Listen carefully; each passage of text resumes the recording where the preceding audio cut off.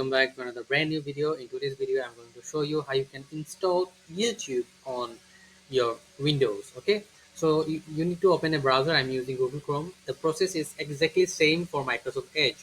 First of all, we need to go to YouTube. We write down youtube.com, then our homepage will appear. Okay, from there you will see that in the right hand side corner, in the upper corner, you will find, as I'm using a older version of Google Chrome. If you are using a newer version of Google Chrome, then install YouTube should appear here. As it is not showing, then go down, then find cast, save and share. There, here you have see install YouTube. Just click on that. Click on install, and it will automatically create an icon in your desktop. See,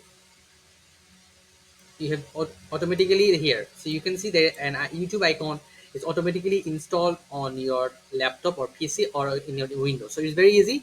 Let me show another process with Microsoft Edge. The process is also equal. We have to go to youtube.com,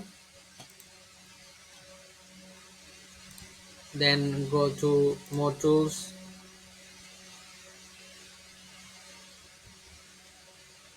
Oh, as I have already installed YouTube, then this install YouTube will not show in Microsoft Edge.